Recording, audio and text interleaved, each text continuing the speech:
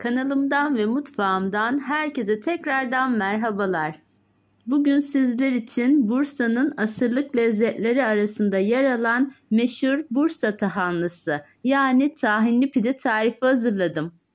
Tam ölçülü, tam lezzetinde bu güzel tahinli pide tarifimin hemen yapım aşamasına geçiyorum. Hepinize iyi seyirler dilerim.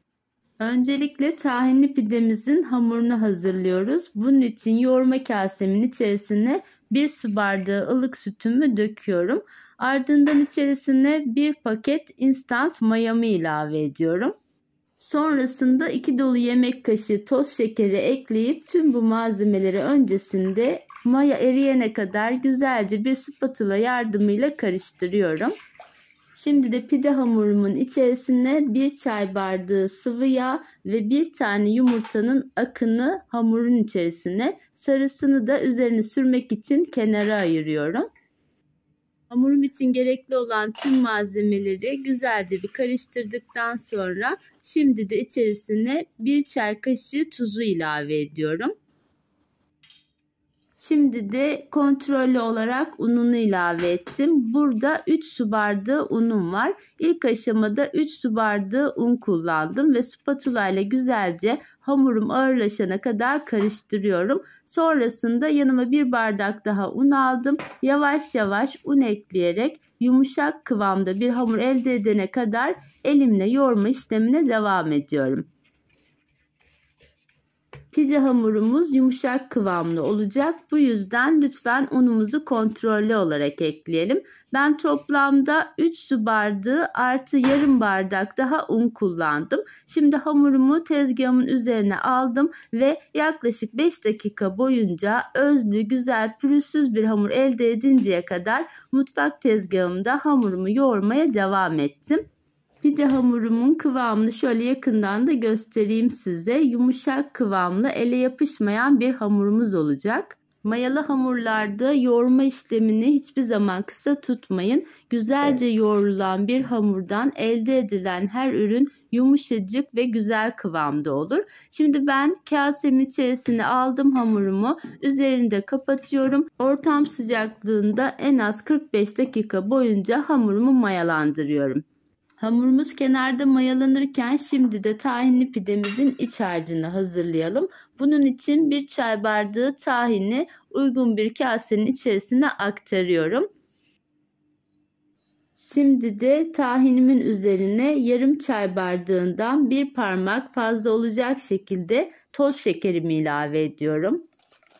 Tahin içerisindeki şekerin erimesi için bir çırpma teli yardımıyla güzelce karıştırıyorum. 2-3 dakika kadar karıştırdıktan sonra şimdi de içerisine yarım çay bardağı kadar suyumu ilave edeceğim. Suyu yavaş yavaş ekledim.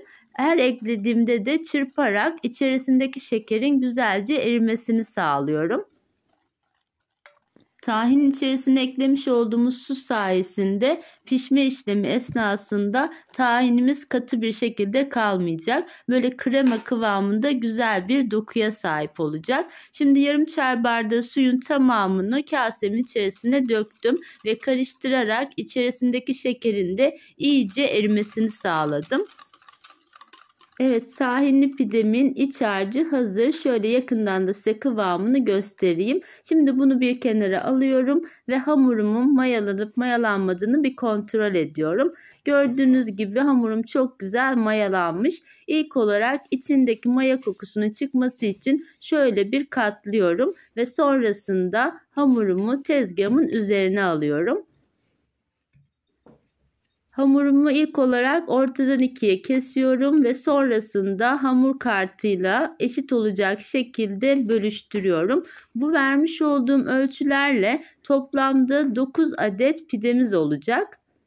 Ben bu aşamada bir mutfak tartısı yardımıyla hamurumu 80 gramlık bezelere ayırdım. Sizin tartınız yoksa göz kararı eşit olacak şekilde bezelerinizi ayarlayabilirsiniz. Şimdi de bezelerimi güzelce yuvarlayarak bir servis tabağının içerisine alıyorum. Bu aşamada bezelerinizi ne kadar pürüzsüz ve güzel bir kıvamda yuvarlak yaparsanız şekil verme işleminiz de o kadar kolay olacaktır. 9 tane pide hamurumu şimdi üzerini kapatarak tezgah üzerinde 10 dakika kadar dinlendiriyorum. Dinlendikten sonra şöyle bir tanesini tezgahımın üzerine alarak son şeklini veriyorum. Dinlenen pide hamurumu tezgahın üzerine aldım ve orta kısmına parmak uçlarımla bastırarak güzelce genişletiyorum.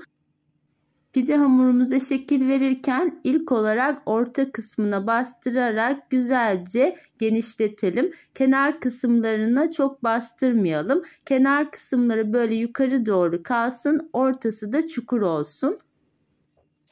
Hazırlamış olduğum pide hamurlarını yağlı kağıt serili olan fırın tepsime aralıklı olarak diziyorum. Bu aşamada mutlaka bu orta kısımlarının güzelce çukur olmasına, kenarlarında yüksek olmasına dikkat edelim. Aksi halde içerisine koyduğumuz tahinler üzerinden taşabilir. Şöyle ben biraz da çatal batırarak çok kabarmamasını sağlıyorum. Çatalı çok derin batırmayalım ki tahini içerisinden akmasın. Bir tane yumurta sarısını kenara ayırmıştık. Şimdi içerisine 1 çay kaşığı kadar da pekmez ekledim. Güzelce karıştırdıktan sonra pide hamurlarımın sadece kenar kısmına gelecek şekilde yumurta sarımı fırça yardımıyla güzelce sürüyorum. Ben bu işlemi ilk aşamada yaptım. Sizler dilerseniz içerisine tahini döktükten sonra da yumurta sarısını sürebilirsiniz. Önceden hazırlamış olduğum tahinli karışımımı şöyle bir güzelce karıştırdıktan sonra her pidemin içerisine 2 yemek kaşığı olacak şekilde döküyorum. Hazırlamış olduğumuz tahinli karışım 9 tane pideye tam kararında yetiyor. Ne fazla ne de eksik kalıyor. Tüm pidelerin içerisine 2 yemek kaşığı olacak şekilde tahinli karışımı dökmeye devam ediyorum. Bu arada sizlere de küçük bir hatırlatma yapmak istiyorum. Kanalımı ilk kez bu videom sayesinde izliyorsanız eğer ve kanalıma hala abone değilseniz abone olmayı ve tariflerimden önceden haberdar olmak için de bildirim zilini açmayı unutmayın lütfen. Son olarak tahinli pidelerimin üzerine şöyle çok az bir toz şeker serpiştiriyorum. Toz şekeri serpiştirdikten sonra da yine isteğe bağlı olarak kenar kısımlarına kavrulmuş susam ya da beyaz susam serpiştirebilirsiniz. Ben bu aşamada kavrulmuş susam kullandım. Sizler de dilerseniz hiçbir şey serpiştirmeden de bu tarifi hazırlayabilirsiniz. Bu arada fırınımızı da alt üst ayarda 200 derecede açalım ve en az 5 dakika boyunca ısıtalım. Isınmış olan fırınımızın içerisine pidelerimizi pişirmek için gönderelim. 200 derece fansız olarak alt üst ayarda 5 dakika ısıtmış olduğum fırınımda toplamda 20 dakikada tahinli pidelerim çok güzel piştiler. Sizler de fırınınızın ayarına göre kontrollü olarak pidelerinizi pişirebilirsiniz. Evet, tahinli pidelerimin üzeri ve altı çok güzel kızardı. Artık fırından çıkartıyorum. Şöyle ilk sıcaklığı çıktıktan sonra da servis ederek size iç dokusunu da yakından göstermek istiyorum.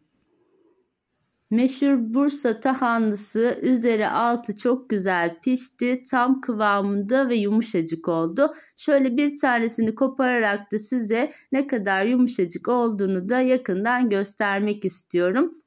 Sizler de tahinli lezzetleri seviyorsanız eğer bu meşhur Bursa tahanlısı tarifimi mutlaka denemenizi tavsiye ediyorum. Tarifimi deneyecek olan herkese de şimdiden afiyet olsun diyorum. Evet, bir tarifimin daha sonuna geldim. Beni buraya kadar izlediğiniz için hepinize teşekkür ediyorum. Tarifim hakkında varsa sorularınız, görüş ya da önerileriniz yorumlar kısmına bekliyorum. Kanalıma destek olmak için videomu beğenmeyi ve kanalıma abone olmayı unutmayın lütfen.